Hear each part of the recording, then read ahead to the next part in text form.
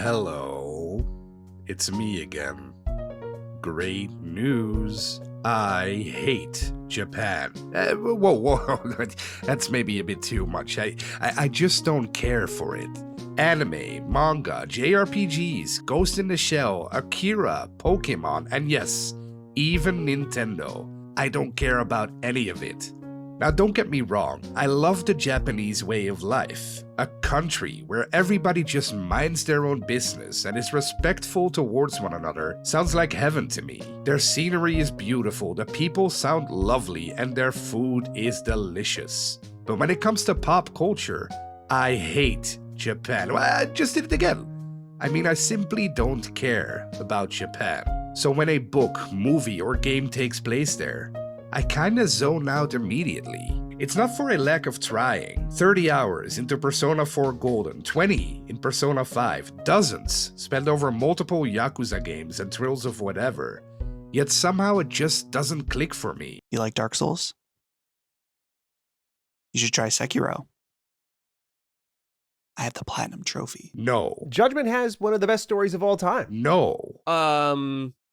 Nier Automata has the best story ever made. No. Rise of the Ronin was actually pretty damn good. No. Assassin's Creed Shadows got an 81 on Metacritic. Who the fuck is that? No! But then came 2020. Maybe it was the delicious fumes of breathing in my own breath while wearing a hip COVID mask. But Sucker Punch's Ghost of Tsushima changed everything for me. Well, not really, because I still don't like Japan, but I kinda like the game. The emotional, honor-filled personal story of Jin Sakai and the quest to save his uncle to reclaim the island from those nasty Mongolians struck a chord in me I didn't know was there. The beautiful, colorful landscapes, interesting side characters, and of course the bloody, visceral combat made this game one of my favorite Ubisoft open-world games in recent memory. Ubisoft?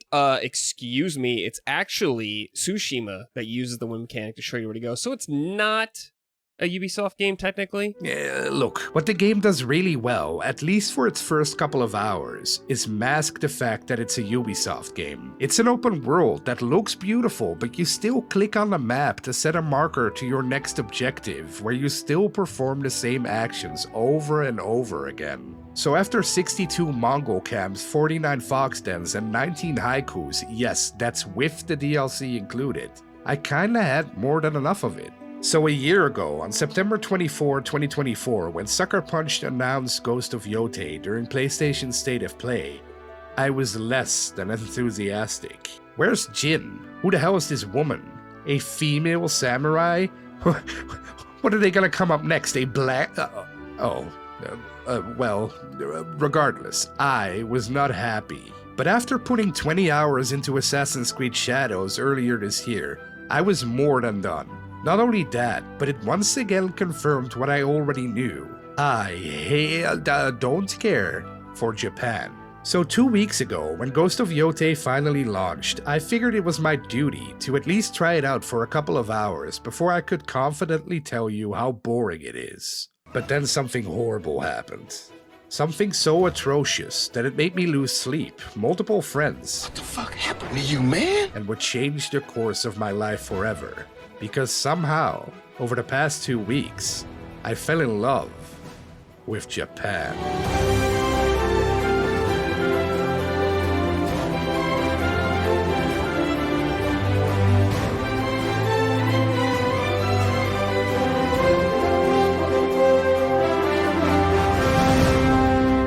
While Ghost of Tsushima was all about Japanese themes like honor, family, morality, and duty, Yotei is more Western.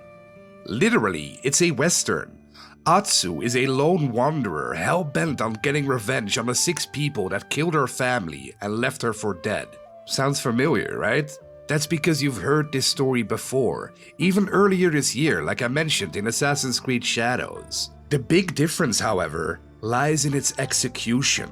Yotei does something that I personally adore and wish more games would do. It immediately throws you into the thick of it.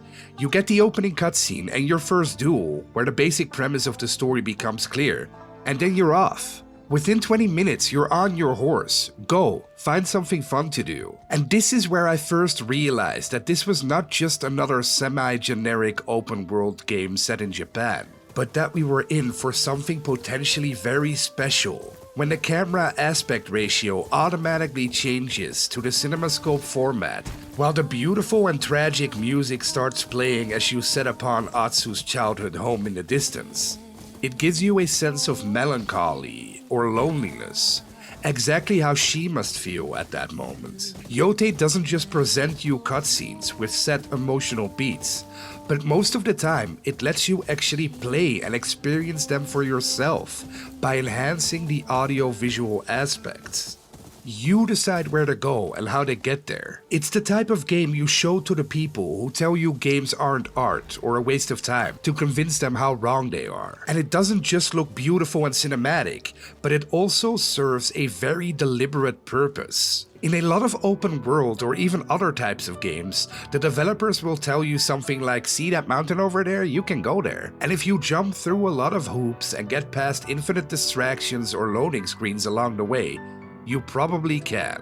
But in Ghost of Yotei, you actually see where you're going. The level and map layouts are impeccably designed in a way so that the objective that you personally set is always present. You can actually see it without even having to use the wind mechanic or the overall map. And that's a good thing, because Yotei is all about exploration. When you see a lone tree far away in the distance, it means that something is actually there for you to find, and you're not about to get distracted by a meaningless chore. Smoke rising over the treetops means that you're close to discovering something that will further help you on your journey to kill the Yotei 6. Everything in the game has meaning behind it, and is put there deliberately by hand. You know the premise. There are 6 main antagonists you have to take care of, but you decide in what order. This non-linear fashion might scare some people off, because so many other games have promised us the same thing in the past and failed to deliver on it. But Yotei is so carefully curated that no matter where you go first, the story will always make sense. Almost every single side quest in Yotei ties back into the main narrative in one way or the other. This makes it so that anywhere you go or whoever you choose to tackle first, NPCs will make note of it and remember your previous actions. Take out the Oni before the Kitsune and people will mention it. It becomes your story, with enough differences from mine to feel unique. And it's not just the story that ties into the exploration, but even the level system is completely dependent on it. Because there isn't one. There is no XP to earn in Yotei or legend to build like in Tsushima. The only way to get skill points is by going out into the world and explore. Eventually, you'll find altars of reflection. You can pray at one of these hidden altars, which then nets you 1 skill point you can then distribute to one of the weapon or ghost skills you already found in the game. And again, which skills are unlocked totally depends on which Yotei 6 member you chose to already take care of. For me personally, this was a literal game changer because I actually had a huge incentive to explore every nook and cranny of every region in order to become stronger. And speaking of regions, or biomes even, it won't surprise you that Yotei has 6 of them, and they're all highly different from each other. Not just in design or layout, but also in enemy variety, but we'll get to that in a second. Because let's address the elephant in the room first. Yes, Ghost of Yotei is still an open world game at its core. The typical open world activities like bamboo strikes, hot springs, and fox dens are still here, but it's quality over quantity. Let me explain by sheer numbers. Tsushima had 3 main hubs that looked and felt more or less the same, filled with 62 camps and 49 fox dens. Yotei has 6 hubs that are all highly distinct, but the main difference is that it only has a third of the open world activities Tsushima had. Again, quality over quantity. They're spread out so thin over multiple regions, and the camps, for instance, are designed in such a way that they never feel like something you've already done before. They're tied to whatever Yotei 6 member you're currently hunting, looping back into the main narrative. So it's not like you're clearing camps and bamboo strikes all over the map again, because every region you're in only has between 1 to 3 of them. It's usually what Rockstar games excel at, and Sucker Punch has clearly learned a lot from them. And that's why Ghost of Yotei reminded me so much of Red Dead Redemption 2, because even though it's set in Japan, it's a Western in its heart and soul. A perfect example of this are the bounties. Throughout the game, you can earn some extra coin by chasing people who have gotten themselves into a pickle and a bounty on their head. You pick up a poster with the estimated reward, get a little bit of info of where you might potentially find this person, and off you go. These bounties are basically little side quests with their own stories, but more often than not, they also tie into the larger main narrative. Sometimes the person you're hunting turns out to actually be an ally you can use later on, or maybe they're just evil and need to be put down. The Yotei 6 even put out a bounty on you, so sometimes you get hunted and ambushed yourself. Unlike Jin, Atsu is a cold-hearted killer and she has no regrets over who she puts down and how. After each Yotei 6 kill, she proudly wipes off its name with her bloody katana. It's refreshing to have a protagonist who has a clear goal that's not all that noble or dubious. That's not to say she doesn't have an emotional side, because that's where her childhood home comes into play. It's one of the locations on the map you'll regularly revisit. It's here where you can upgrade your weapons at your father's forge. But it's also where you can go back in time and experience memories from Atsu's childhood. Switching between the present and the past is instant, and it's incredibly intriguing to see the place you're standing at in one moment transform into how it looked years earlier. It's a technological marvel that takes full advantage of the power of the PS5 or PS5 Pro, including the touchpad. Because you can of course still use this to summon the wind, but you can also use it to build a fire or roast mushrooms and fish on it. It's not required, you can skip it if you want to, but it adds to the immersion the game constantly offers you. The wonderful lighting and music of Yotei only enhances these aspects. The way the rising sun rays glow while you're riding through the forest, or cloudy skies and pouring rain darken the mood while you're out on the hunt, transform the entire landscape into something you can only be in awe of. At certain set points in the story, a beautiful soundtrack will play, accompanied by brilliantly written lyrics that once again lift up the entire experience to new heights. And then there's the combat. Tsushima's combat was cinematic and artful, almost generous with the amount of time a parry window would give you. But Yotei's combat is brutally honest. The enemy AI has grown up. They're not waiting in line anymore. They flank, they coordinate, they hunt, and they can disarm you. Gone are the stances. Weapons are what sets Yotei's combat apart. It's no longer a rhythmic dance between various katana moves, but you'll be switching left and right between 5 different melee weapons, your 2 bows, and a whole array of helpful quickfire tools in your fight for survival. Because that's what you'll be doing, surviving. While the initial region might still offer little challenge and not much enemy variety, the other ones become progressively harder the more weapons you get at your disposal, because the enemy also gets these weapons and isn't afraid to use them. When they hit you, you easily lose half your health or more on the higher difficulties, and just a couple of tiny mistakes can land you straight back at the beginning. This time around, however, losing health is easier to recover from because of delicious sake. Drinking it replenishes your spirit resource, which you can then use to heal yourself again. It all ebbs and flows together perfectly. But because there's so much more variety in every aspect, it makes the combat way more engaging, interesting, and dangerous. Yotei still uses the classic rock, paper, scissors method, where katanas are good versus katanas, while your double katanas, your spear, your yari, or your other weapons are most effective against other ones. Enemies are harder, tougher, especially the brutes, so this time around you'll actually have to use your quickfire items. There's a couple of them I don't want to show, since it's so awesome when you finally get to use them yourself, but I will say that I made plenty of use of the Metsubushi or pocket sand one. Blinding an enemy just before he moves in to disarm you has saved me more times than I can count. Standoffs make a welcome return and are just as bloody and brutal as you remember. Upgrade them and you can chain them together, even linking them with some of your other skills so that you can get a huge advantage at the start of a combat scenario. Every weapon has its own special attack, and my favorite by far was the disarming technique. I adore this new feature, because not only can you disarm your enemies, including the bosses, but you can now also pick up their weapons and throw them back at them, sometimes resulting in a one-hit kill. So if you play your skills and charms right, you can almost become an unstoppable tornado of death, chaining one kill to the other. But just be careful not to get hit yourself, because when you do, the chances are you're going down. But even then, that might not be the end of it, because there's always a slight chance your new friend the wolf might come in and help you out if you upgrade his skills enough. You do this by finding wolf dens, again through exploration. This results in a short chase where the wolf will guide you to a problem he's facing, which you then obviously take care of, and get rewarded with a special skill point. You can then put this skill point into the Wolf Strike or Wolf Assassination skill tree, making him stronger, appear faster, or even stay with you during fights. Stealth is also still here, and arguably works even better than in the last Assassin's Creed titles. It's simple but effective.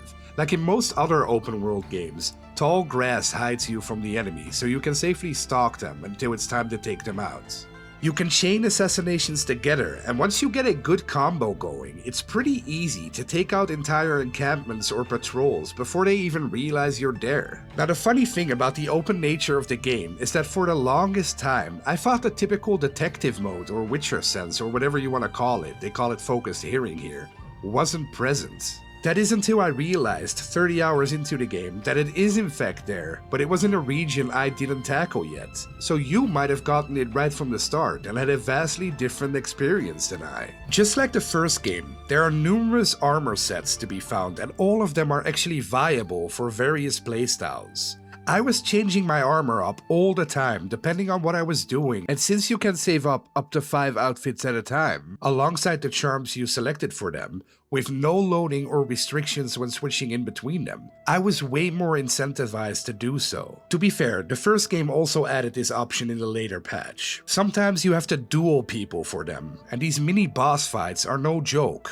And again, all of it happens organically. As an example, I was just roaming the countryside when I suddenly noticed this tower far away in the distance, in an area to the south I hadn't explored yet. When I got there, I found this mysterious gate, and upon entering it, one of the most original and emotional stories of the whole game unfolded right in front of me. It netted me a new armor with a rich history that made it all the more impactful when I actually used it. Sometimes, when exploring, I just wanted to see what the other armor sets look like, especially when you've got so many dye options to customize them with to your favorite color pattern. All of it is wonderful and works really well. However, I did find a couple of small annoyances with this system, but maybe I'm alone in this and it was just down to the way I played. You'll be able to tell me in the comments. Because the way I played Yotei was that I explored every corner of the map organically, and then wrapped up whatever quest I missed that was left on the map at the end. This made it so that I was practically always filled up with most resources you have to gather to upgrade your armor and equipment. So whenever I did find new armor, I could immediately upgrade it to the highest level and never felt that sense of progression that's supposed to come with it. The way the armor looks also actually changes when you upgrade it, and since there's no transmog feature in the game, I never got to experience what the mid-level upgrades looked and felt like. Upgrading charms also feels more fun and impactful because you have to actually perform actions to do so, which in turn makes sure you use different techniques and weapons if you want them to become stronger and more viable. Apart from the upgrade system that has its obvious flaws, your enjoyment factor is also highly dependent on where you go first. There's a middle section of the game that drags on a bit too long for my liking, especially if you tackle the regions in a certain order. There's also an awful lot of typical third-person tropes, like the squeezing yourself through a tight space to mask a loading screen, and the Uncharted 4 rock slides are basically everywhere. If you've already played a lot of open world games this year, maybe hold off for a little, just so that you don't burn yourself out. But to me personally, Ghost of Yotei unexpectedly became one of my favorite games of the year. It managed to capture a special sense of adventure, wonder, loneliness, and melancholy that very few games know how to nail. I was truly impressed with the way it not only executed a familiar story, but also elevated the typical tropes of the open world genre to new heights. Yes, it's still an open world game, and of course there's always room for improvement. But if you're anything like me and you wish these types of games had more quality over quantity, I recommend Ghost of Yotei with all my heart. Still hate Japan though. No, I did it again.